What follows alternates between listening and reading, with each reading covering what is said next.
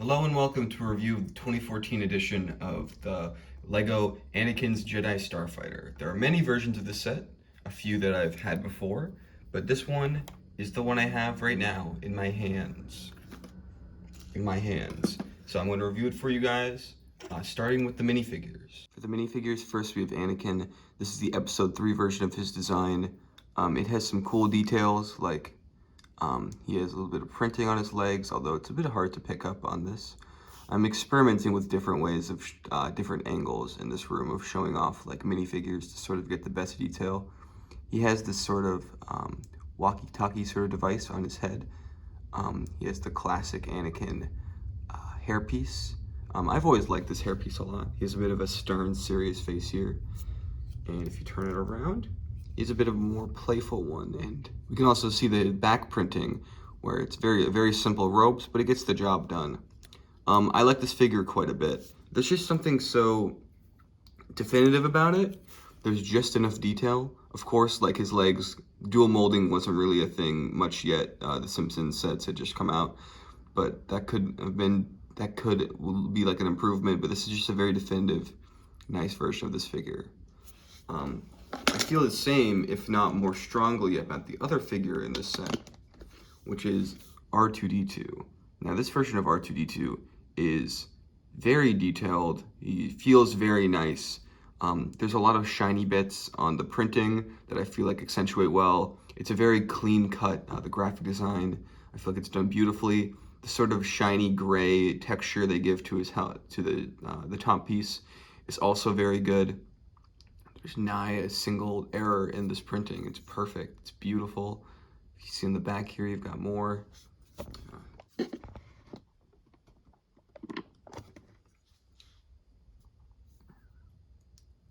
He's just good. It's good looking.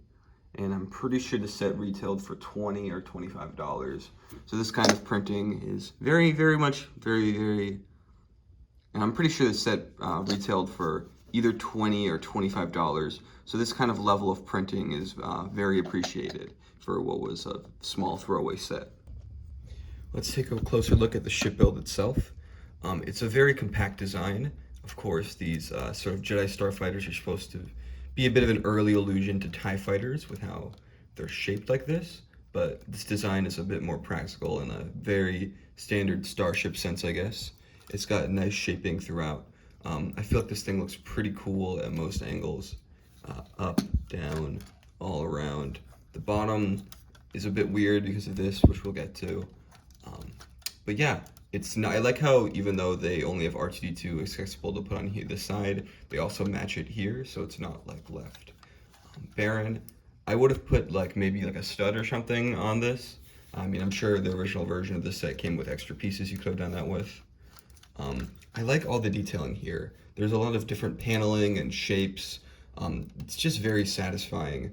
And I don't know, the few stickered pieces or the print right here, if we're talking about the side, I feel like they do it well. And the gunmetal gray is sort of shiny gray. I feel like that stands out and looks cool. I think this whole design is very nice. And I like how this is elevated a little bit. It has a lot of depth if you like look at it. There's a lot of variance in sort of like how it is. And it definitely looks like the movie. For here, there's a stickered piece to kind of do this panel, which I think works because like, I like how like the sticker covers the entire thing very well. And even though you can tell it's a sticker, it's almost like fine because it's like you'd want to have that edge anyway because it's like, it's not completely just like gray like that. So it works there. If you look at the bottom, there's some engineering here. You've got two cannons, one on each side and one smaller one here. And there's this big printed canopy piece, which has a lot of Republic details. You see a little Republic logo there. When looking up this piece to try to find if I had the right one, there are so many different versions of it, which is just kind of interesting because it's like, man, they really do make these Starfighter sets a lot. If you look at the front, you can see a bit of a cool print right here, which is, I think, used in TIE fighters, if not just these sets. We've got the space for R2-D2 here. This is a problem I have with this set because it very easily comes off. It is not very secure. It has a interesting hay sort of piece though, which is cool. A nice inclusion.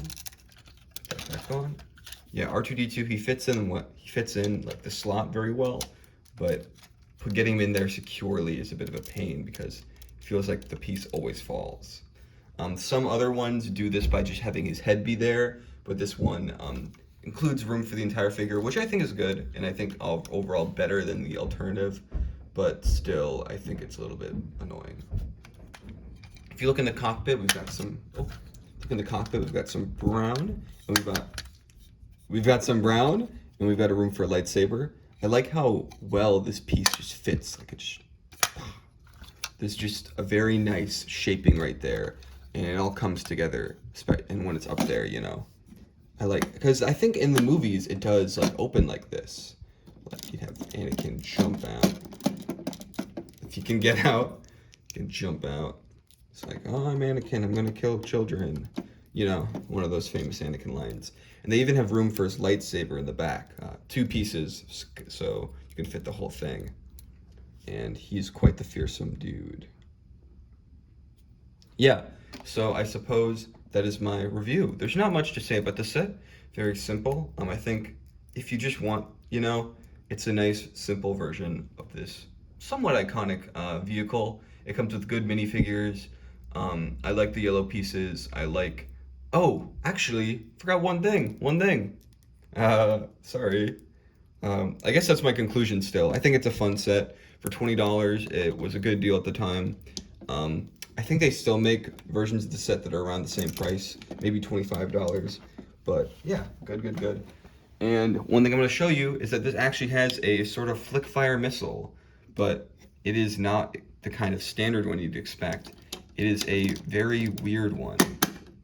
Now this has a flick fire missile down here that's green and long, and if you press up, physically push pressure up on it, it will move, and it goes very, very far, which is kind of funny. This used to come with 3 of them, but I only have 1 at the moment.